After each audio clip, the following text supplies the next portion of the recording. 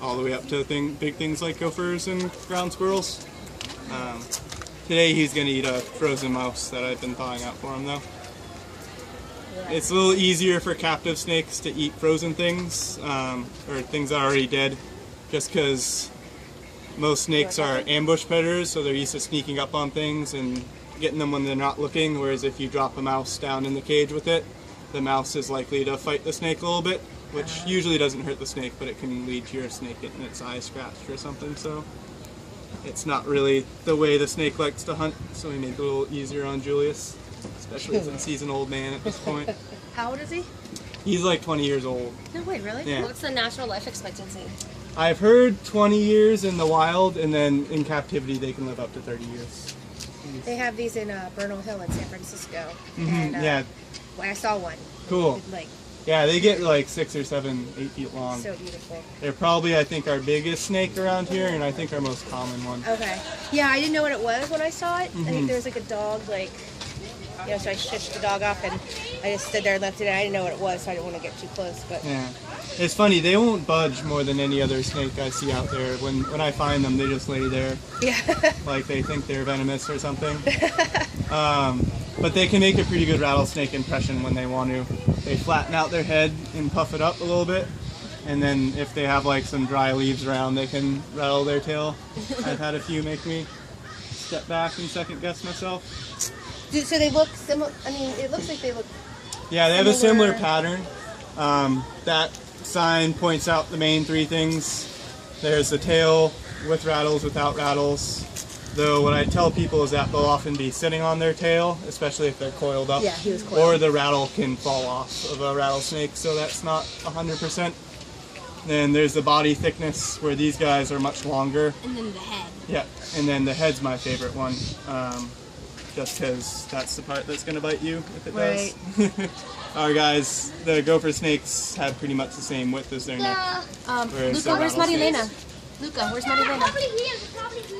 Rattlesnakes have much wider heads. Luca! And then the tongue is like he senses his. Yeah, so they have a normal nose and then they can pick up scent particles from the air with their tongue. Okay. And the forked tongue, just like having 2 nostrils, lets you get sort of a direction on where the smell is coming. You didn't tell us you were going to. I did. I said it's around the corner, and off I went. This is what I saw in Bernal Hill when I was walking Lupe. This is the kind of snake. I'm in love with the Make a picture. Mm-hmm. so I can see when I need to land. This is not. This isn't a dangerous snake. This or is else another rattle no, snake. I don't play with rattlesnakes. Okay, I was thinking it was. He's not a Pentecostal, so. What type of snake is it? Yeah, Mama, there was a Lakeville Valley. Wait, son, Oh, they come in black and white too, right?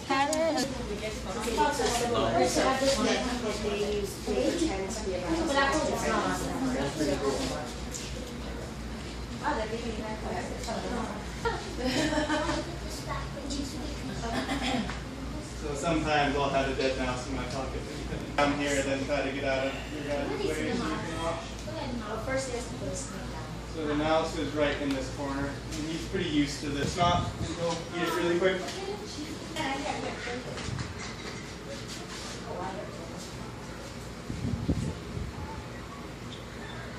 Like unhinge their jaws, but it's not quite true. They're 2 separate. Yeah, they have 2 separate hinges. And then if you can see on that skull, their jawbone, their lower jaw can separate, stuff connected, so that's another thing that makes their mouth real big. Digest whole meals like that. So when's the next meal after this? Next week. One per week. Yeah, and during the winter he's eating when that wasn't goes down. We could probably feed them less. We could probably feed them more. They can pretty much adjust to whatever their food intake is.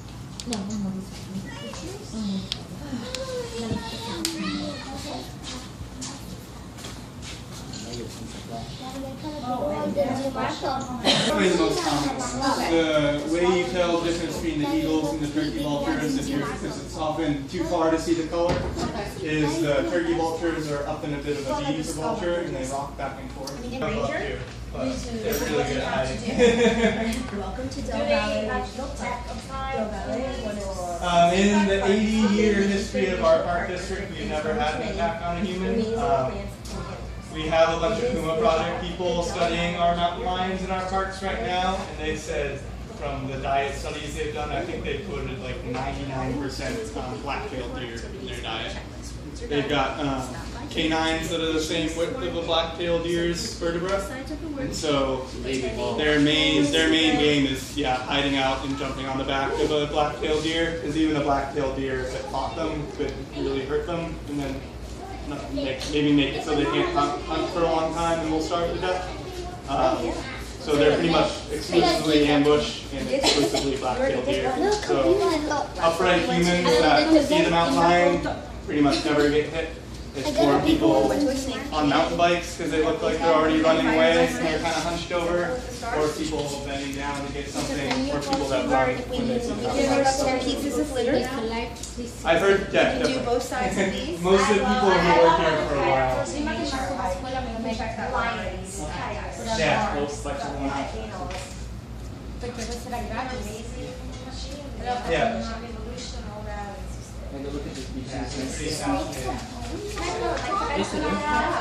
Let's take this. Let's see if we can finish it, and then tomorrow you can come back and I like the golden eagles. You can see pretty reliably out here. If you go hiking high up the hills, Child's running down. I've heard people say that Diablo Range is the most productive breeding area for them in the North America.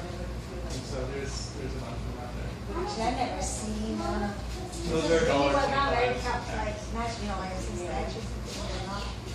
Yeah. Yeah, I was surprised. I lived in the Bay Area for a long time before realizing that there was so much in the East Hills. I lived like in San Jose and then up in San Francisco, so I did more peninsula hikes. Yeah. There's one in Palo Alto and now in San Francisco. Yeah. So it's like you know some, but not. Yeah, and then I started hiking the Diablos and I realized there's it's everywhere out here. How far down did it go? Peninsula, but up here, it's pretty good. I think it's right there. That's a hard question. I like snakes the most, but rattlesnakes, they're not friendly, so. They have a nice alarm system. Wow, look at that. I saw one lion, a rattlesnake in Australia. We were walking from Cape North to get to this 25-mile beach when nobody was there. It was just me and 20 girls. And I was young and my friend, so I was like, don't move, get right. It was a rattlesnake, but they were from Australia, so they came with me, so we went to you and just did that. So we were to go and then. Yeah, we get a lot of I mean, I don't know if, I think it was a rattle, it was like, that's the land of the most dangerous snakes. Yeah, I don't know if they have. I don't know if it was a rattle, but I know it was a rattle. Yeah, they have tons of Because it was something with